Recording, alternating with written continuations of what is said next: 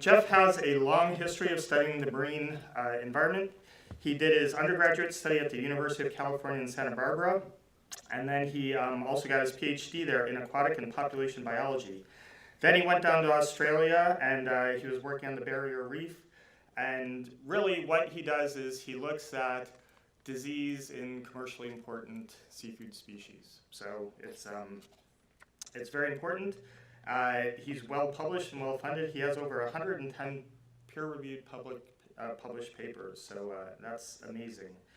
And so he's really working on this disease in American lobsters. He works on epidemiology of parasites in blue crabs, and then he's also working on fish maturation in the U.S. Virgin Islands. So without further ado, we'd like to welcome Jeff Shields. Thank you. Thank you. Thank you, Michael, for inviting me, and thank the Lowell Institute for the invitation and funding as well. So before I get into this, I really like to ask a couple of questions. The first one is really important. How many of you like to eat lobster? I'm going to have a fun time tonight. Yeah, excellent. And then the other thing is not so much a question, but a statement, and that is, I hope that when I'm finished tonight that you still like to eat lobsters. And in fact, you will. But I just like to make that comment. So Michael talked about epizootic shell disease. I'm just curious as well about how many of you have heard of epizootic shell disease? Okay, so not quite as well known as eating lobsters, but definitely in the crowd. That's good to know. So without further ado, I'll go on. This is the outline that I'll be presenting. I'm going to be talking briefly about diseases in lobsters in general, clawed lobsters, the ones you have here, give a little bit of an overview of that and some background. I've also worked on spiny lobsters and some other lobsters as well. Today I'll be focusing on clawed lobsters. Oops, there, sorry. So just as a background, we all know lobsters. In fact, I saw from the room that many of you like to eat them, and the other thing we know about them is that they're this classical icon for the region. When you think about New England, what do you think about? Well, if you're thinking about maritime New England, you think about lobsters. Maybe cod, maybe, but definitely lobsters. Whales too, but lobsters. And there's our icon. Right? I haven't actually eaten there. Is anybody here? And? All right, next time I'm up there, I will go there, okay? And this, of course, is our favorite animal. And most of you know that lobsters support a huge industry, a very big industry. And it's been in the news lately because Sweden was attempting to ban the import of lobsters from America. I'd be happy to talk about that afterwards, but I'm not really going to touch on that in the rest of my presentation. The one thing that many of you probably don't realize is that lobsters occur off of Virginia. So you might be thinking, what is this Virginia guy doing working on lobsters? Well, I have broad interests. In fact, we do occasionally see them there.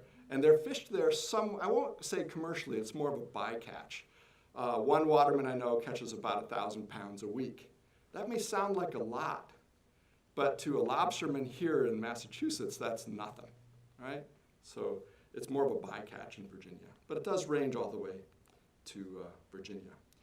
So today I'm going to be talking somewhat about the Gulf of Maine here, but most of my presentation is going to be here in Long Island Sound.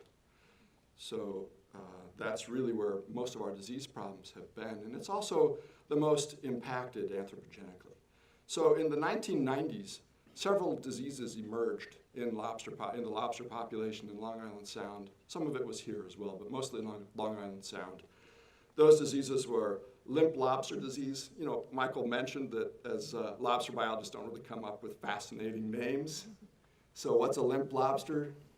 It just doesn't have any motion. It's caused by a bacterium, Vibrio fluvialis.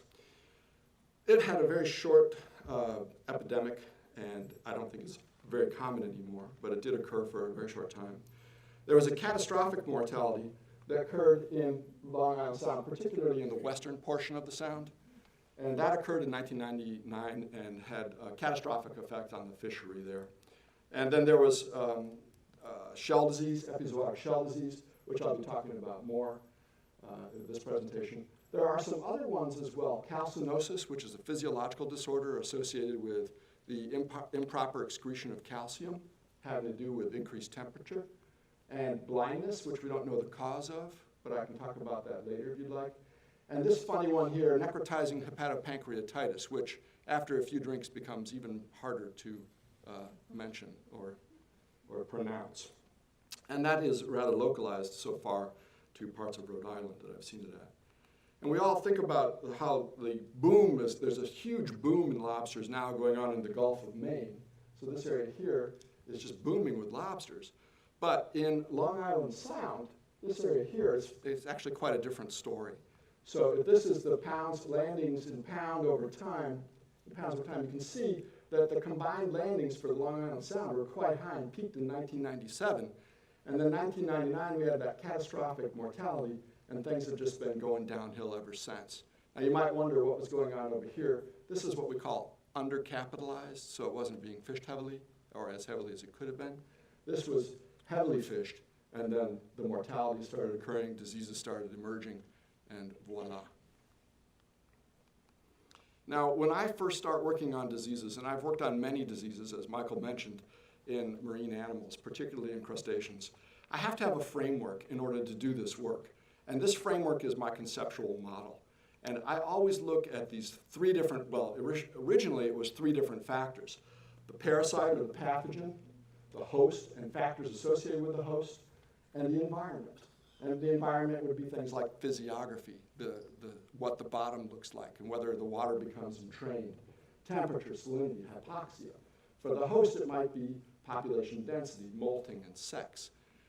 More lately, though, I've discovered that anthropogenic effects, those are effects caused by humans, really deserve their own effect as a stressor. And these are really what can be wide-ranging. We sometimes don't really think of fishing effects as having broad population level effects, but they do. When we remove adults from a population, what we're doing is we're causing a phenomenon called juvenilization. We're making the population more juvenile. And in blue crabs anyway, there's a disease that likes juveniles, and so you have an amplification of that parasite in the population because of this fishing effect. So these are the sorts of things that I look at when someone calls me up and says, hey, I have a disease problem. The first thing I do is try and start piecing together things so this sort of conceptually helps guide my thinking. Now, before I go on with this, I'd like to talk a little bit about causality. And some of you, if you've had any microbiology or training in pathogens, will know what Koch's postulates are. Those were developed by Koch back in the 1880s, and they still are a guiding principle to this day about how we look at bacterial infections and whether they're involved in a disease or not. But they're rather specific to bacteria. And one of the problems that we have with environmental diseases, and epizootic shell disease is an environmental disease, is it has two components. It has an infectious component and a non-infectious component. And so a lot of the types of etiological investigations, that we would take on for that are here for infectious diseases, but they don't really apply. And I want to point out that there's been some conceptual work done for environmental diseases by a guy named Hill, and his criteria for causation. Those were developed in the 1960s and were critical for our establishing links between smoking and lung cancer. So that we have these guiding frameworks to work with. In terms of how we apply some of that, we also have what I like to call proximate causality. That is when you pick up an animal and it's showing signs of disease, what is causing that immediate disease? And in the case of epizootic shell disease, I think I can convince you that it's a bacterial assemblage, but I'll get there in a few minutes. But there's an ultimate causality, and we see this a lot with environmental factors, that something is weakening the host and causing it to become susceptible. And of course, this is our favorite organism with an unfavorite appeal. So one of the things I forgot to mention, or I haven't gotten there yet, is when fishermen catch these lobsters, you don't see these on your table. You might actually know that they get turned into rolls or canned, but the dollar value for an animal that has this type of disease is diminished. The lobsterman's not getting much on the pound at all. So it hits them in the pocketbook. So that's the overview and the background. I'll start talking about causality now. This is a rather severe form of epizootic shell disease, and notice this animal, it's covered almost from head to tail. And I know you all like eating lobsters, so you've all had the experience of cracking them open with a hammer or a nutcracker, and you know that's difficult, right? You've got to put some effort into it. So all those calories that you're getting, you're paid off by your hard work at getting the meat out. Well, in this animal, you can literally take your thumb and just go and kill it. That's how weakened the shell is from the disease. Now, shell disease has many different causes, but it really has only one manifestation, the necrosis of the shell. So when we see animals with this type of phenomenon, we have to dig deeper. It's usually, there's some association with environmental contamination or stress. And so there's the classical form of shell disease. You can see here this blue crab has it. These look like burn marks on the shell. Classical form is very rare, and it's not usually fatal. Animals will molt out of it. And it's usually associated with poor water quality.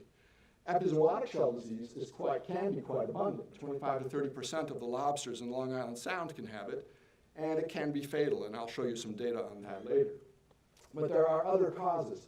There are fungal infections, like these crayfish here that have fungus that we published on a while back, and then there are other things like diet and exposure to heavy metals. So those sorts of things can be the underlying causes, but it's the bacteria that is the manifestation. It's the changes in the shell, and they all look very similar. So that makes the etiology rather difficult. Oops, how did that happen? I don't remember that. But anyway, I also like to point out that the cuticle itself is a living tissue, much like our skin. A lot of times when you think about this cuticle, you're seeing it red because you cooked your animal, and it's a barrier for you to get that meat. Well, in fact, it's a barrier that keeps infection out of the lobster, and it's a very dynamic tissue. I think you can all see these pores.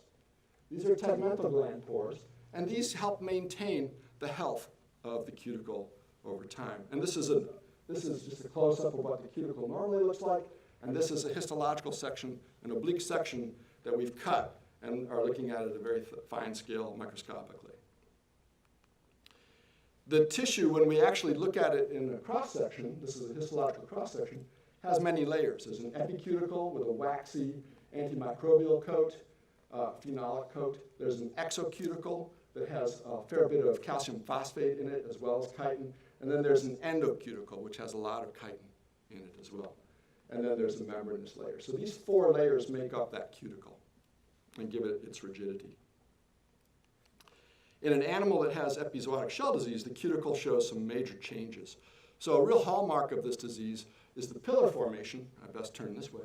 Is this pillar formation that you see in the cuticle. It penetrates into the epicuticle, through the epicuticle into the endocuticle here. So these are actually, in 2 dimensions, they look like pillars, but in 3 dimensions, they're something else. And then when you look at the changes in the color of the lobster, that's melanization. This is the same melanin that gives us our skin color. Okay, so melanin has exquisite antimicrobial properties. And so the lobster's reacting by releasing melanin into the affected areas in an attempt to ward off the bacteria. The other thing that happens in extreme cases is you see pseudomembrane formation. So what's happened here is the cuticle has been breached, and the animal is trying desperately to lay down new tissue, walling off the bacteria that are coming in, and you can see all kinds of infiltrates coming in and new epidermis coming in under it. And that's a pretty serious case of it. Oops, yeah. Huh, that's interesting. This is showing a different, okay, anyway, I'll go on. So with epizootic shell disease, it has, I've mentioned this complex etiology, and this is what we've been able to piece together so far. This is not all my work. I want to make that very clear. I'm going to be presenting a large body of information here from a variety of people, and I will cite my sources. But this just gives you an idea of what we've been engaged with. We know that climactic temperature or warming plays a big role, particularly in its effects on bacteria and on how they grow on the shell. But we also have some increasing evidence that a contaminant called alkyl phenols are involved in this, and I'll discuss how that works in a minute. But they impair the ability of the lobster to tan its shell after molting. At one point, I thought that an oil spill was involved, and I'll show you why in a second, but I have since discarded that from my thinking. It's not really that important. And then the other thing is metals may be involved in it, but so far the data are very inconclusive about metal contamination. So the reason why I thought oil was important initially was because there was, and many of you probably remember this, there was a catastrophic oil spill off of Rhode Island in the 1990s, 1996, and it released almost 1 million gallons of fuel oil into that area in the middle of winter. There were an estimated 9 million lobsters killed in that oil spill, and it happened just before the emergence of shell disease. So for many, many years, I was thinking, gosh, this had to be involved somehow. But I've talked to oil spill specialists. I've seen many presentations on it now. Oil just doesn't stick around in the environment that long. So I've since discarded that as a cause. We do know, though, that lobsters really have this intimate association with the benthos. They like to hang out in it. They're on the bottom. They're burrowing through it some, mainly just hanging out in there. And you can see this wonderful picture here of an animal staring back at you in that benthic environment. And what's in that benthos are contaminants, and they're in the sediments. And so the lobsters have the potential to pick up contaminants through this intimate association with the sediments. And one of those I've alluded to are alkylphenols. Now, alkylphenols are a large class of organic molecules, and one of them we see frequently. In fact, you and I probably have fairly high levels of it in our blood, and that is bisphenol A. How many of you use canned tomatoes? You know the canned, yeah, okay, so there's a white lining in the tin. Well, guess what that white lining has in it? Bisphenol A. So we get it, okay? It's also an endocrine disruptor, but I'm not going to go into the details of that. But for alkylphenols, there are a number of them that are involved in the pesticide industry as surfactants in plastics and as surfactants in paints. So they're widespread. Millions of pounds of alkylphenols are produced annually and released annually into the environment. You can see this is what they normally look like, very aromatic. Now, one of the problems with the alkylphenols is the lobsters get this in their blood, and it interferes with tyrosine cross-binding. So when the lobsters molt, it takes them a while for that molt, their new cuticle, to harden. In fact, it can take them, a large animal, it can take about a week. When it has contamination with alkylphenol, it can take twice as long. It can take 14 days or more for it to harden properly. So we know these alkylphenols are involved in slowing down the molting process, and that's not necessarily a good thing, because what it probably does is it gives the lobster's cuticle less time to become resistant to bacterial infection. And I mentioned that alkylphenols are widespread. I'm not making this stuff up. Okay, maybe others have. A few of you are awake, that's good. So anyway, I just want to point out here, the large circle, the circle's relative to sample size. The black part of the circle is the prevalence. That's the proportion of lobsters that actually have alkylphenols in their bodies, in their blood. Okay? It's a lot, right? And there are several different compounds involved. There's at least 3 compounds that are represented in this figure here. So there are different types of alkylphenols. And these are effective concentrations that we see in the tissues. And they are juvenile hormone analogs or endocrine disruptors. So if you're in the pesticide world, juvenile hormones are used to kill mosquitoes. They're very effective at killing mosquitoes. So what we're seeing is something resembling an endocrine disruptor is in our lobsters. So it's no wonder that they're having trouble with the hardening of the shell after they molt. So we know that the alkylphenols are somehow associated with this disease, but there's more to it than that. I've alluded to that already. And one of these things is called a dysbiosis. I'm really curious now. How many of you are there any microbiologists in the room? Okay, got one. So you might know dysbiosis. That's a change in the bacterial community. And so we're going to talk about that now. When you see a lobster that has this type of altered shell, well, you can imagine that there's a very different type of bacterial community. In fact, the bacteria may be involved in that disease. And we actually have some data I'll show you on the change in the bacteria. Moreover, several scientists feel that one in particular, called Aquamarina homeri, is the culprit. but I'm more convinced that it's a participant and not the actual causative agent. But we can talk about that afterwards if you'd like. This type of graph, you're always told never to show this in public, and what am I doing? I'm showing it in public. Okay, this is the type of data we get, all right? This is, of course, a bar graph. These are individual lobsters here, and each different color is a different genus of bacteria present on the shell of the different lobsters, okay? The light blue one is Aquarium Homeri. That's the one that may or may not be involved, or may be involved, I should say. And you can see that it's present on many. In fact, it can be quite abundant, but it's also absent from many. And therein lies the rub. This is from lobsters from Vineyard Sound. In an earlier paper that we published, we also looked at the relative abundance of aquamarina, and it's quite abundant on the diseased animals. And I have some more data on aquamarina in a minute. But I just wanted to highlight that the bacterial community is a very diverse community. And you have to approach this with a number of statistical techniques to look at what changes are going on in that community. This is an example of the dysbiosis. What we're looking at is a two-dimensional space of that diversity. Okay? So we have all of the red dots are diseased animals, all the yellow dots are healthy animals, and the blue dots are healthy tissue on diseased animals. Okay? And what you can see here, this is called a principal coordinates ordination. And you can see that for the most part, the bacterial community on the diseased animals grouping together. And for the most part, the bacterial community on the healthy animals is grouping together. There is some overlap.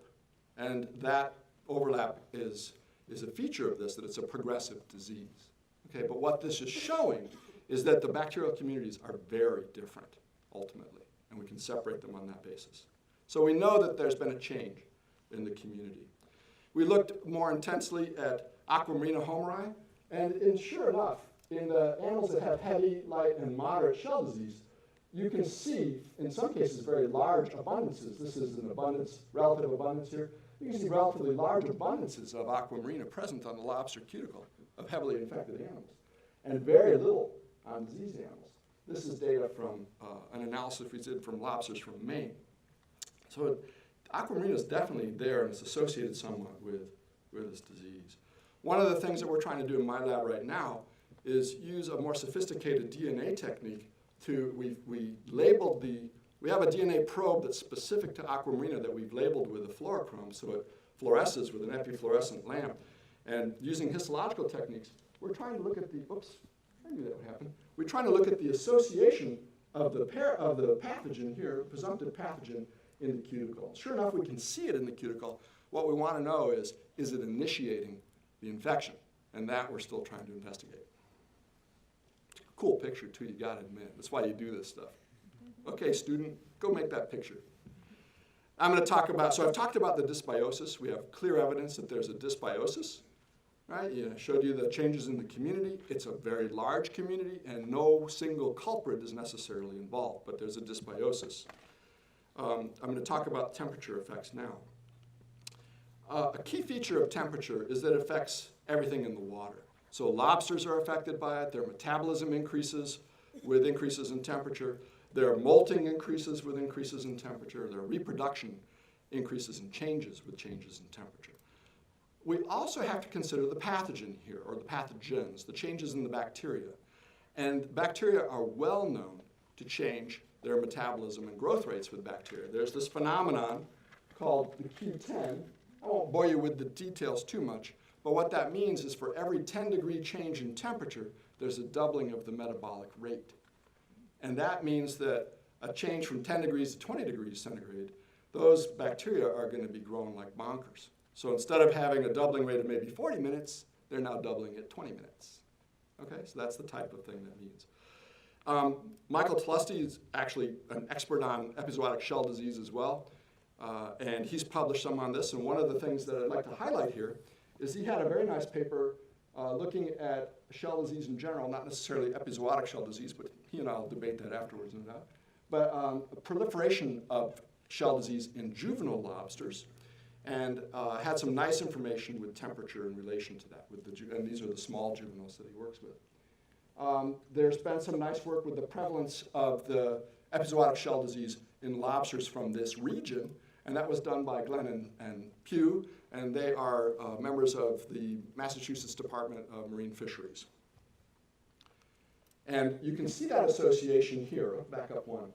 And you can see from Cape Ann south, the water temperature increases and the prevalence increases. But I'm just showing you the prevalence here. If you look at the actual temperature, you can see that the temperature definitely increases to above 12, 10 degrees down here in Buzzards Bay. And that's where we see a large extent of the disease syndrome. There's more temperature data that's kind of damning, if you ask me.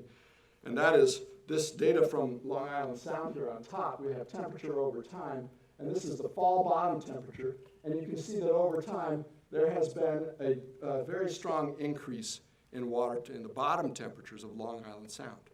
This is disturbing, because notice, it goes from 12 to over, 15 here in just 40 years. That's a remarkable change. What's more remarkable is if you look at summer bottom temperatures here, again, this is now days in that summer period that are over 20 degrees centigrade over time, and it's a different time scale now, so I've shown them on different axes. Here's where you have the prevalence of disease in cash, and here's where you have the number of days over 20 degrees centigrade. And that's pretty damning as well. So we know that temperature plays a major role in making this disease progress. We've studied this in the lab some, as has Michael Tlusty, Dr. Tlusty. And one of the things I'm going to show you is some preliminary results. We haven't published this yet, but we will be very soon. And one of the things we've done is we've taken lobsters and we've held them at 3 different temperatures, and then we use image analysis to analyze the progression of disease over time. So those little yellow drawings that you see up there, I have a student actually with a tablet highlighting or marking over the disease and lesioned area so that we can actually look at this over time. We take a picture at different times, and then we compare the area affected over time. This was done at 3 different temperatures. So our temperatures were 6, 12, and 18 degrees, and our actual temperatures were close, but a little bit off, not bad for a controlled experiment. And what we were looking at was disease progression in relation to temperature, molting, and mortality, which that data I won't be showing today. I'm just going to be showing you the progression data. And we did this in individual tanks. So each lobster had its own tank, and we did that for statistical reasons called independence. We wanted to make sure that the lobsters were independent of each other so they weren't spreading the disease around each other from contact or what have you. I can talk about that more at length if you want afterwards, but it's actually kind of a key component to it. Now, this is a giant water bath, and so in the top there are 12 10-gallon tanks, and the temperature's controlled with a heat exchanger in the back, and this is the bottom of it, and basically just the water bath exchanges the water this way, and then each of the 10-gallon tanks is a static system. And I can tell you right now I had 80 of these, and if you were an intern or a tech in my lab during the course of this experiment, I can tell you were very sick of doing water changes, because with 80 animals in new systems, you have to do 50% water changes every week. So it's a lot of work. It's all artificial seawater. There's a typical temperature profile.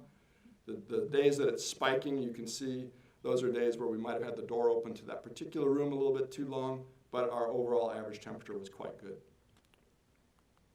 This is some progression. This is a nice example of an animal where you can see the progression of the disease at 12 degrees. This was 6 months long. So we started in early May and we finished in mid-November. And this is what the animal looked like when it came into the study. And this is what it looked like about a month and a half into the study. Not a whole lot of change. But by the end of the study, you can see that these coalesced. And there's been widespread change in the progression. And this was at 12 degrees. This was puzzling to me, because I didn't think it was supposed to progress very much at that temperature. So this was quite surprising to me. This is what I expected. At 18 degrees, you can see very much a large change in this. So this animal came in again in May with what I call a light infection. And in July, it hadn't changed that much. You can maybe see some alteration in the pitting. But by November, look at that. It's really a marked change in coalescence of the lesions. So there's much more widespread growth in there. And that's what we looked at. So we're comparing that using that image analysis. And this is one of the, well, I guess I've been showing you a lot of data, but this is one of the few data charts. No, that doesn't make sense, does it? This is a data chart showing the progression of disease at different temperatures. So this is 6 degrees, this is at 12 degrees, and nominally at 18 degrees.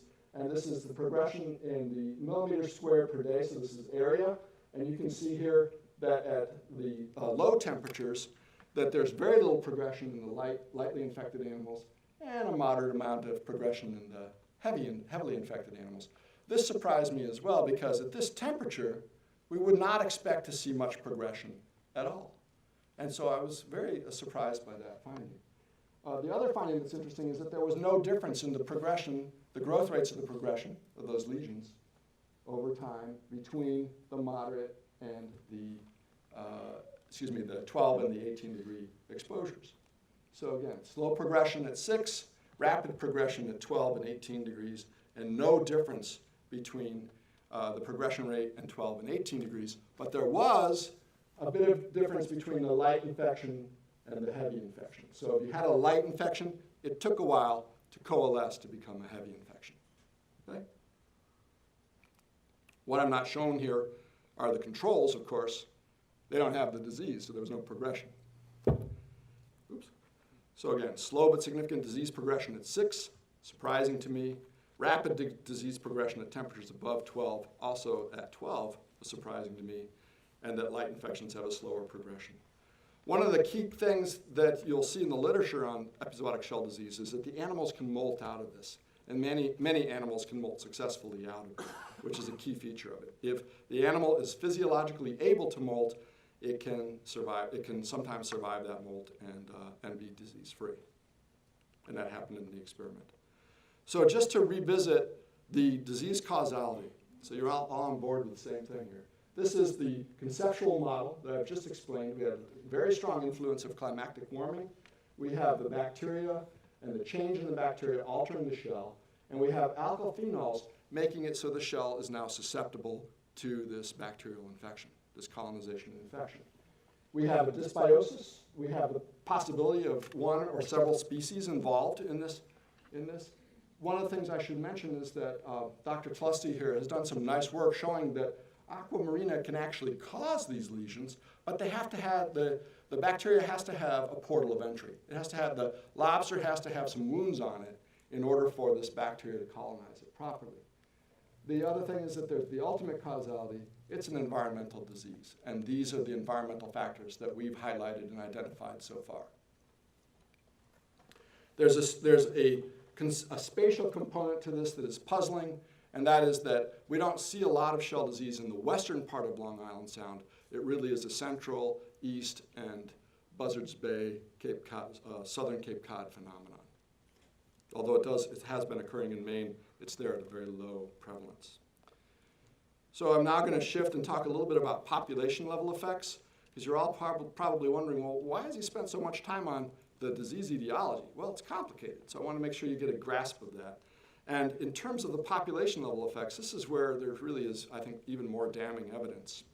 So this is some data from the prevalence of lobsters off of Rhode Island. And you can see here that the males and the females that don't have eggs have about a 20% prevalence in this particular location. The problem is here, that the egg-bearing females, I guess you all refer to them as eggers.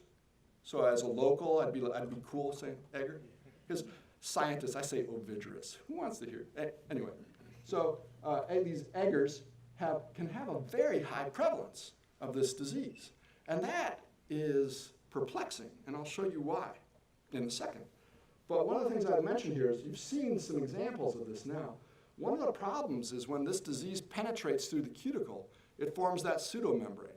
And when that happens, when an animal molts, it has to rip that pseudomembrane off. And if it can do that successfully, it survives. If it doesn't do that successfully, it's going to bleed to death. So the question, yes, sir? Is the prevalence based on age of the females? Because we come across some really large females, and I haven't seen any on it. But okay, so the question was, is prevalence based on the age of the females? And the answer is for most of the animals from Long Island Sound, the females are all about the same age that are entering the fishery. So that particular graph is sublegal females, so they're returned. So they're on the order of 4.5 to 5 years old. And larger, if you're talking about larger females, in the Gulf of Maine, that's a wholly different answer. I'm happy to address that later. Okay? That good for you? All right, great. So the key question, particularly if you're a fisherman or a waterman, as we call them in Virginia, is does the disease affect the fishery? And how do you gauge that? Well, we have two really key pieces of data. One of them is, well, I guess you could almost say both of them are circumstantial, but not really. One of them is more circumstantial than the other. And that is, we can look at the change in recruitment and settlement indices over time, and I'll show you what that means in a minute. And we can look at this remarkable data set that we have, mark recapture data, and I'll show you that in a minute too, and that gives us a real estimate of it. So in terms of changes in indices and how the disease affects the fishery, there's a wonderful, well, damning paper, if you will, by Wally et al. And let's see, just for information, Mark Gibson is at Rhode Island Department of Marine Fisheries, Rick Wally's at the University of Maine, and Michael Fogarty's at NOAA. So these are folks that are here examining the data of the lobsters from Long Island Sound who are locally invested in it, okay?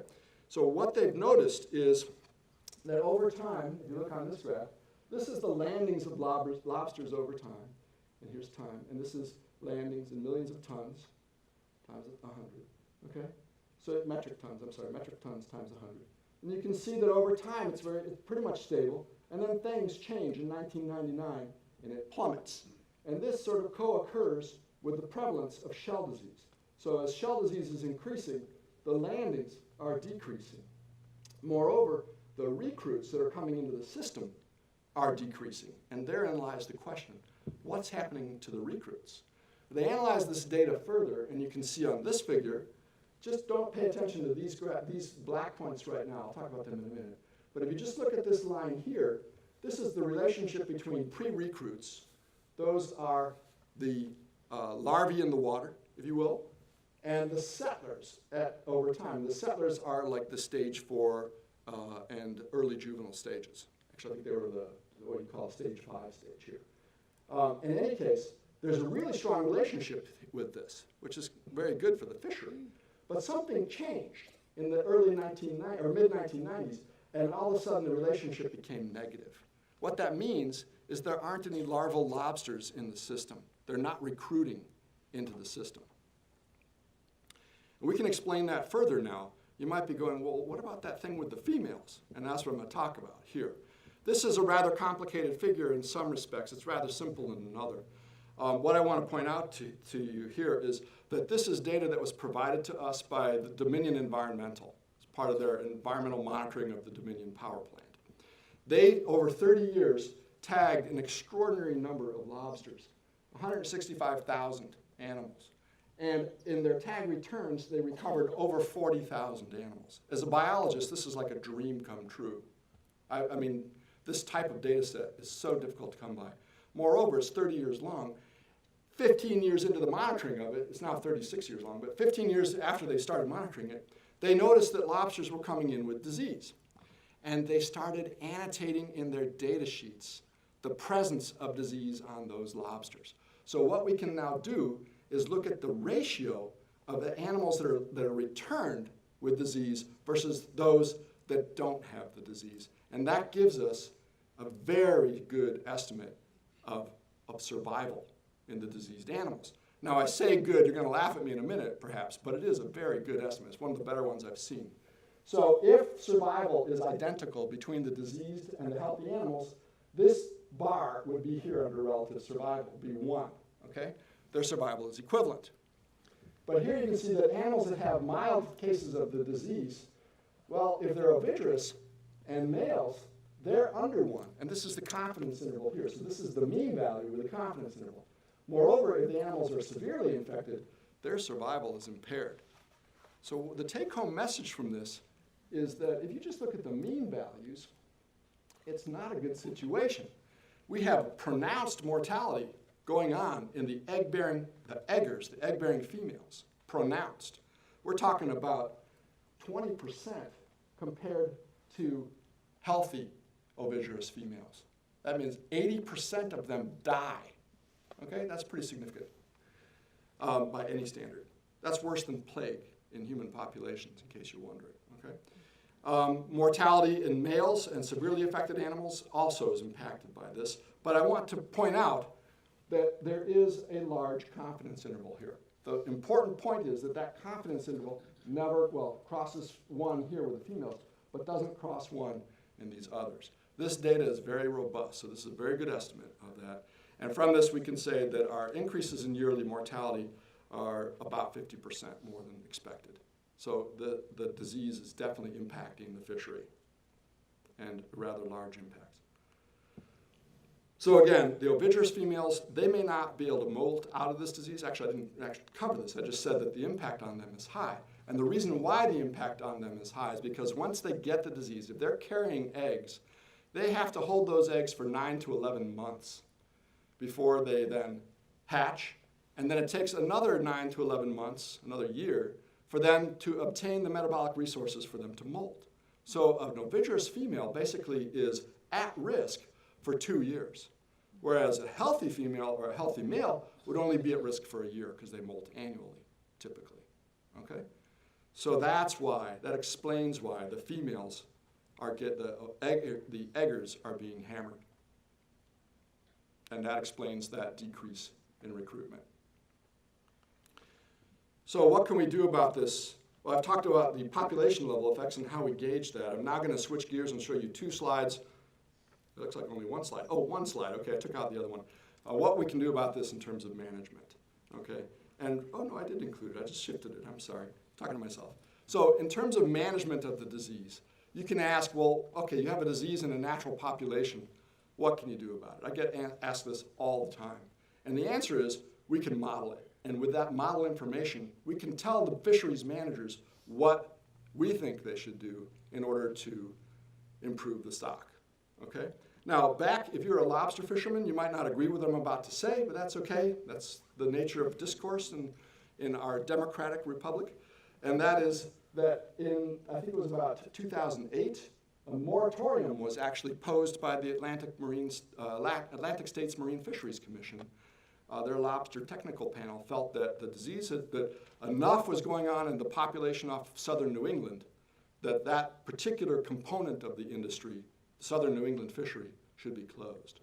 There was a political uproar about it, and it didn't end up getting closed. But in retrospect, it didn't matter because there's not a whole lot of fishing going on there anymore for lobsters. But one of the things we could do with a model is we could model this effect. What level of change in the fishery would be required to sustain it under the intense pressure of disease? So you could model closing the fisheries to the females, a complete closure, changes in size ratios, and so on. So there's a lot that can be done with models. And I can talk about that more at length afterwards if you'd like. This is a basic model that we have, that we started. We have a couple of others as well. And right now I'm collaborating with some folks in the Woods Hole NOAA lab with respect to a population model for this. The other thing that we can do with respect to management is we can try and forecast what will happen in the future based on some things such as climate change. I don't know what your stance is on climate change, and frankly, that's something we can also debate about afterwards if you'd like. But changes in temperature are real. They're happening, okay? And what we did is I started a collaboration with, I don't know how many of you know this or not, but the International Panel on Climate Change won the Peace Prize, the Nobel Peace Prize, about 4 years ago. And I happened to, without knowing, they just awarded it to the whole panel. Without knowing it, I engaged a colleague at NOAA, their climate center, who happened to be one of the Nobel Prize winners, which is kind of cool. So we ended up doing the study forecasting what the temperature change will be in the Gulf of Maine over time, and will it reach a temperature that will sustain shell disease in that location, just based on what we know about shell disease and what we know about temperature. This does not include data on alkyl phenol contamination. And I can show you why that's important in just a second. One of the key things here is this. This right here is your bottom temperatures are already well over 12 degrees. I've already shown you tons of data on that, right? But the key thing is that up here in Maine, you're going to see a shift where you're going to see temperatures that can sustain shell disease. Now, they already have it there.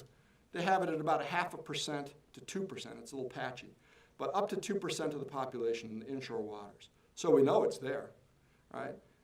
And we know that as this area here will be affected first. So what can you do with this data, this type of information? We can hand this over to fisheries managers and stakeholders and say, you know, it might be worth starting to plan because things could change in the next 8 years. Well, wait, I can't do math. 4 years. Okay. So that's pretty, this is the type of forecasting I think is very important. The other thing that I mentioned here is that George's Bank is also warming up as well, but so far, we don't think there's much disease there. In fact, there isn't much disease there.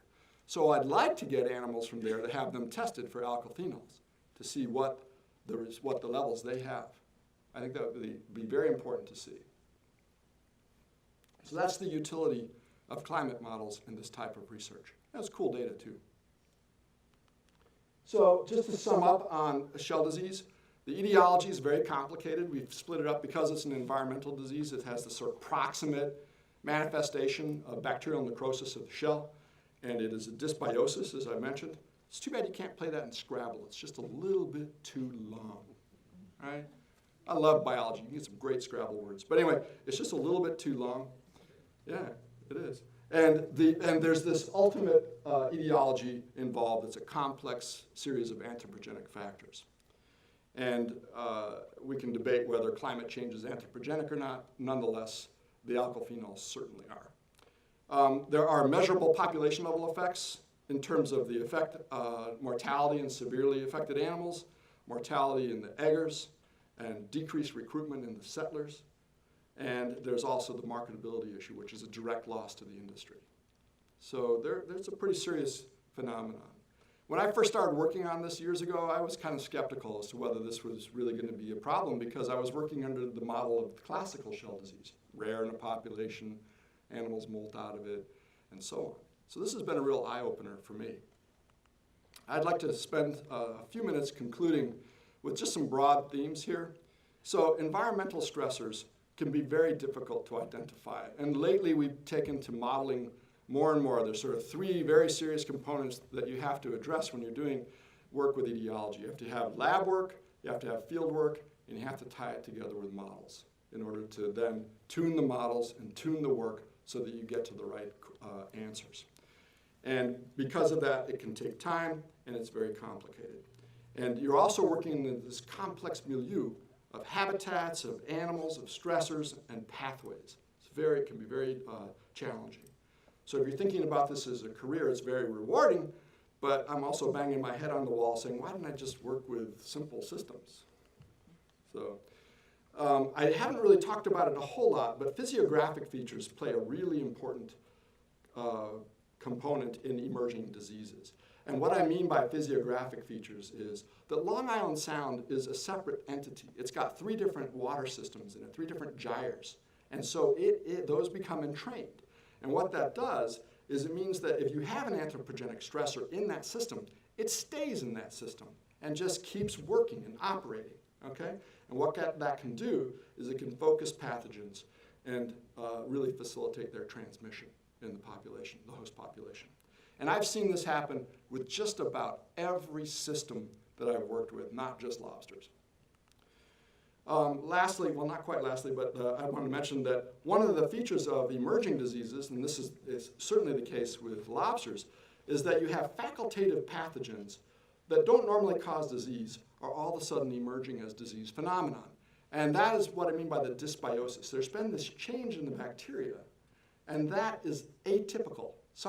Those bacteria would probably not even be there or would be facultative members of that community.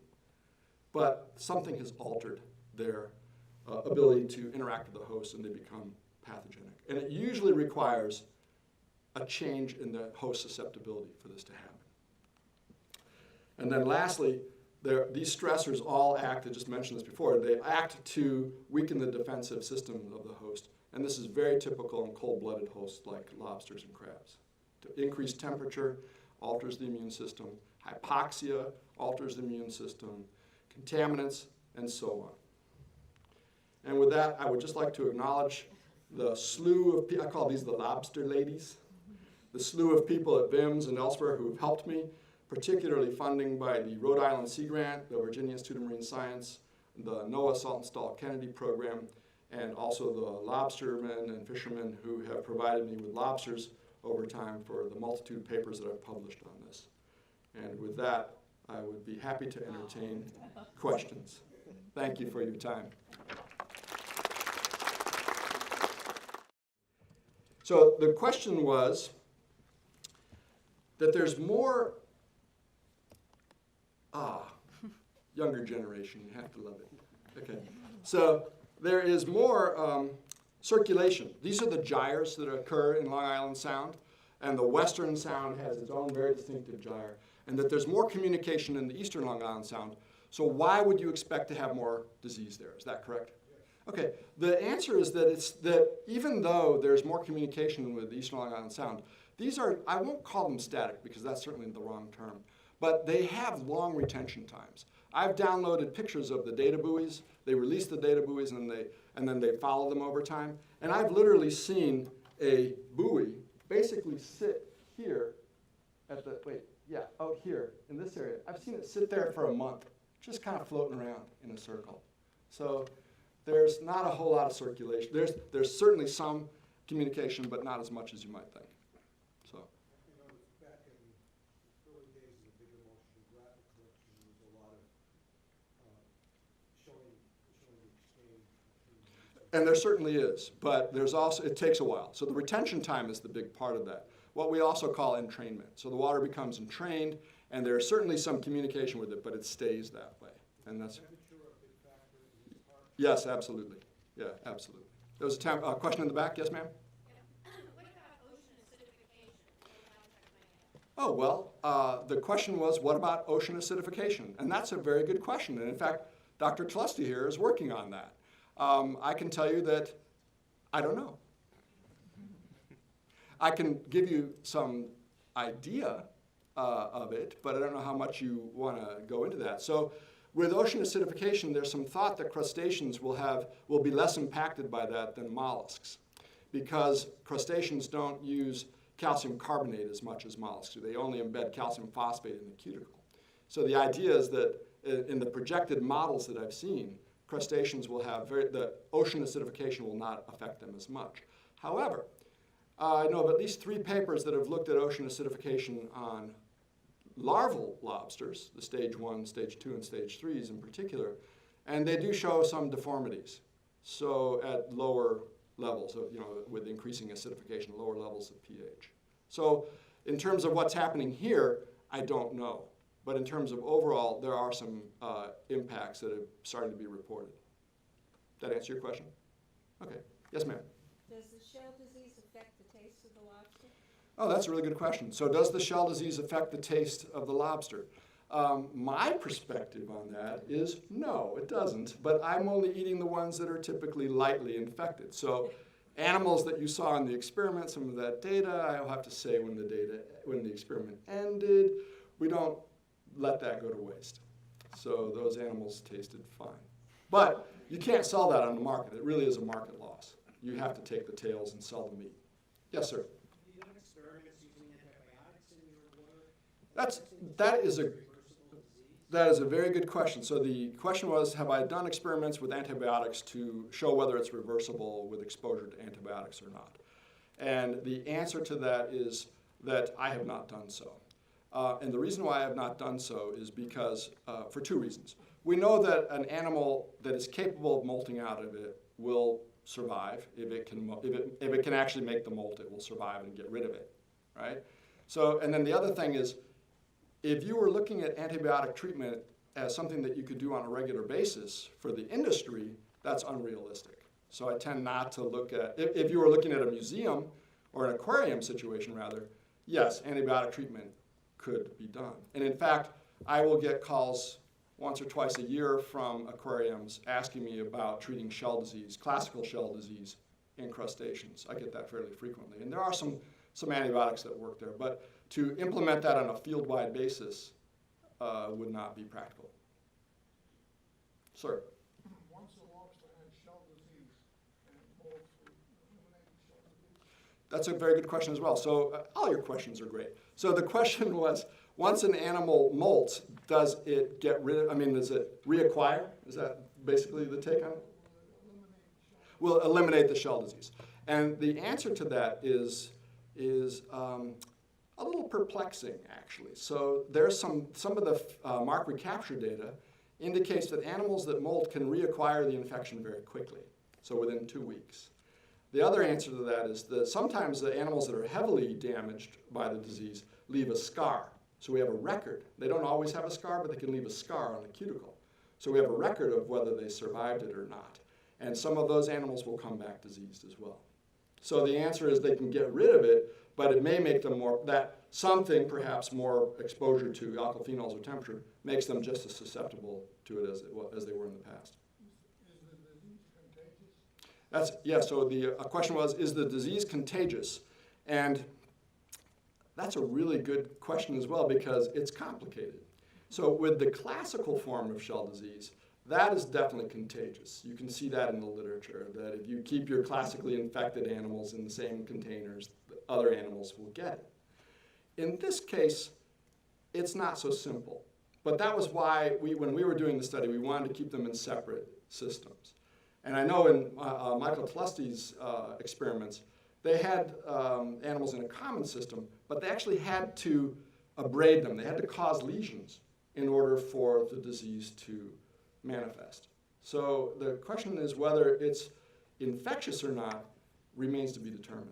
It's a very good question. I don't know, do you have any? Did I answer that appropriately for you? Okay, great. So Michael's in agreement with me because he's done a lot of that work as well. Any other questions? Yes, sir.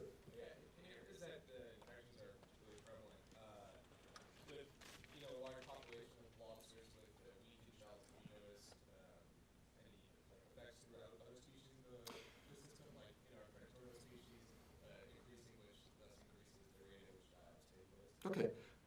I have to repeat your question, so I'm going to just gel this down to a shorter version of that, if that's okay with you. And the question was, in areas where you have widespread shell disease, do you see it manifested in other species, or do you see an impact on, say, predators in the system? Is that right?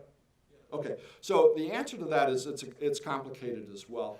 However, it seems to be mostly impacting lobsters. So other crustaceans have shell disease, but for example, blue crabs, I see them at temperatures like this all the time in Virginia. I work on them extensively. They're adapted for warm temperatures. So they don't get shell disease like this. And presumably they have similar levels of contamination and such. We haven't really looked at that in that population.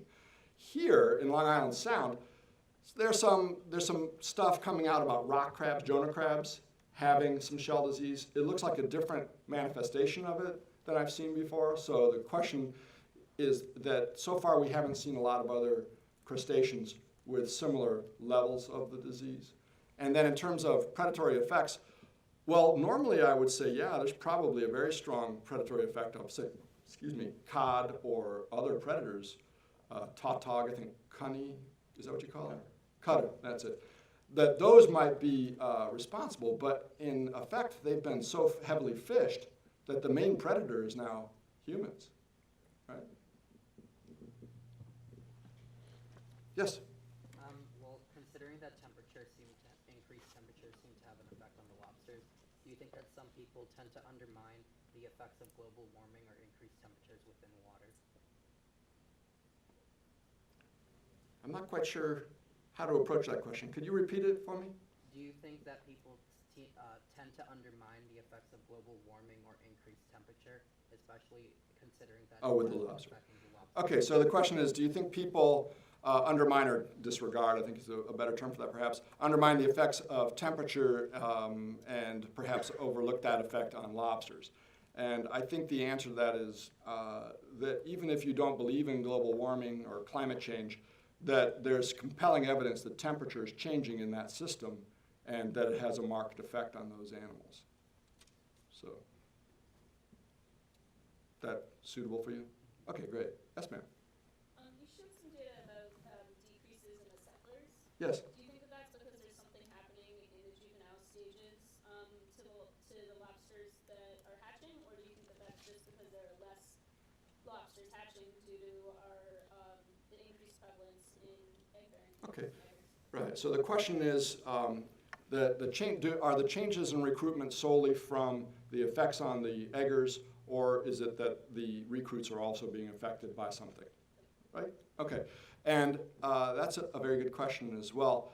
I will go with the most parsimonious answer, and that would be that the impact on the egg-bearing females is enough for this, because we don't really see shell disease in the juveniles. We see it in the subadults and some of the larger juveniles, but they're molting so frequently that it doesn't have to, and Michael has seen this in the lab system as well, that the juvenile lobsters are molting so rapidly that the shell disease just doesn't have time to manifest in a particularly severe form.